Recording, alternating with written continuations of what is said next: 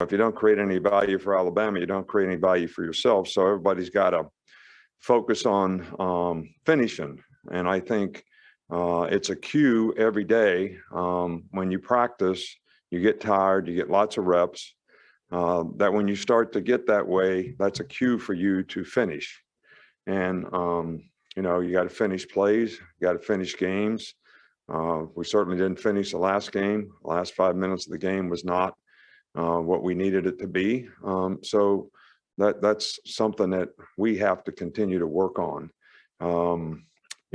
Playing at Mississippi State, I mean, every game we've ever had over there has been really, really difficult. Their team is playing really well, so this is going to be a real challenge for us, and we're going to have to bring our A game, play our best against a lot of really good players on both sides of the ball. So it's always a difficult place to play with the cowboy bells and all that, but we've been in a couple difficult circumstances so far this year, so hopefully we can continue to improve how we manage that.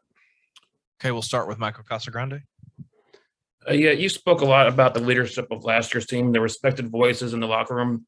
In the past few days, what have you seen and what have you observed from the leadership of this team and how they feel? Do you feel better about the way they've responded before the game? Well, I certainly think that we need leadership. I think every organization needs leadership. I need people to set a good example, need people to care enough to serve others, to help them set a good example. So that you get a critical mass of people that are all, buying into the same principles and values and the same standard. As much as I can talk about it as a coach, I think it always gets reinforced to a great degree if you have, peer intervention where you have, your peers are, constantly preaching that same message and holding people to the same standard. So, that's something that we want to continue to develop, and I think something that will help this team continue to develop. Go to Nick Kelly. Mississippi State has the most pass attempts of any team in the SEC and the fewest rushing attempts. What's it like preparing for a team like that? Well, when they throw the ball, I don't know, I think it's pretty close to 80% of the time, almost on every down. You have to change the way you think. The old-fashioned got to stop the run on regular downs and play the passes. You got to kind of change to, we got to stop the runs, but we got to play really good pass defense on every down, because a lot of their passes are control game, get the ball out quick, short, gain 5, 7 catch and runs. So you got to break on the ball and tackle well. And it's a little different mindset that your team has to have and your signal caller. So, but that's the way we practiced all week. So the players should be getting it. And, I think we got a good idea of what they're going to do. It's just going to be a matter of, how our guys execute and be able to get consistent enough performance down in and down out, not to give them big plays. And to try to be able to deny the ball when we need to so that we can get off the field. Go to Charlie Potter. Hey, Coach, just what kind of spark has Jamison Williams provided for your passing game up to this point? Well, I think really, he's done extremely well. He's got great speed. He's a vertical threat on every play. I thought he played really well, last week. I think he had 7 catches or whatever. Big play touchdown, couple touchdowns, but a big play touchdown on a double move. So he's added a lot. I mean, our receivers have, got to be very consistent in terms of the way we play. I mean, we can't afford to miscommunicate. We can't afford to drop balls. And he's been, a real positive spark for us. Go to Aaron Suttles. When the defense doesn't play up to the standard that you've created at Alabama, does that sort of stoke your competitive fire for the next week? What's your mindset entering a week like this as an old defensive coach? Well, I mean, I've always got competitive fire because I respect, what it takes to win. I respect what it takes to prepare to win. And I try to do it every week, and I try to get the players to respond to it, each and every week. So that they have the best chance to create value for themselves when they go out and play. And when players don't play well, they don't create value for themselves, and they don't create value for the team. And, you know, we made too many mental errors, didn't tackle well early in the game.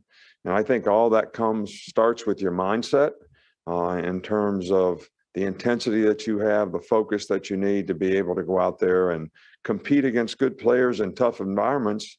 And, you know, that's as difficult of competitive situation as, you know, you're going to be in. And, you know, what defines, you know, great competitors is people who can be their best when their best is needed. And I think people evaluate that and look at that. So that's something that I'm always trying to help the players have the best opportunity to do. Now, I have pride in performance too, not just for the defense, but for our whole team. And it's very upsetting to me when the team doesn't play well, because I feel like it's my responsibility and I should be affecting people. I'm talking about players and coaches and everybody in the organization in a way that, you know, our team is well prepared so that they can go out there and play well. So that's, you know, I'm kind of a perfectionist when it comes to that. And it's really, really, you know, tough when you don't feel like you got things done the way you'd like for them to be done. We'll go to Joey. Hey, Coach, you talked about a little bit in your opening statement about finishing, and I'm just wondering, as far from for players, is kind of improving that more of a mental development, physical development, or is it more so a combination of both? Well, I think it starts with, you know, your mindset. You know, you're going to do what you feel like doing, or you're going to choose to do the things you need to do to push through difficult circumstances and difficult times and stay focused. And when you do that, then you develop a greater capacity to do it. So it starts out mindset, but then you become physically more able and capable to sustain, because you've been had the mental toughness to push yourself to the next level. I mean, it's like blowing up a balloon. You know, the first time you blow it up, it's really, really tough. Then you let the air out of it, it blows up to that point pretty easily. But then when you try to take it beyond that, it gets very difficult again. So it's the same thing with how you sustain, how you focus, how you finish. You develop a greater capacity to do it. So then it becomes easier. But when you give into it, it never becomes easier. And then when you have to do it, it's very difficult to sort of be able to get done. Okay, we got two more, Tony and then Steven. Yeah, do you have an update on Drew Sanders? Has he been able to practice, and what's his availability if so? He's not available this week. He's out there in pads every day, but he doesn't have it's not safe for him to use his hand yet. So he's not going to play this week. Okay, we'll finish up with Steven. Coach, you've had a lot of competitors play on special teams, and you know, the big block punt by Ja'Cory Brooks. Now, what does that mean for him being able to fight like that and battle and compete on special teams and grow in that area? Yeah, well, he's been one of the real positive freshmen that have contributed on special teams, that realizes the importance of learning how to play on special teams. You know, a lot of other guys don't take it serious, but he's done an outstanding job for us on teams. He loves to play. He's a really good competitor, just likes to play. And we need more guys on our team to be able to contribute, because when we need for our younger guys on our team to be playing on special teams. So a lot of the older guys who are playing more plays in the game don't have to play, because those guys are really good special teams players. You know, Josh Job's a really good special teams. Jordan Battle's a really good special teams player. You know, B-Rob, very good special teams player. Well, they served their time. All right, now they're playing a greater role in playing all the time. So we need other players to understand, and those guys all learned how to do it when they were freshmen. So Ja'Cory Brooks has done an outstanding job of that. We have several other freshmen who have contributed extremely well on special teams, but we need more of it. All right, Coach, thanks for your time.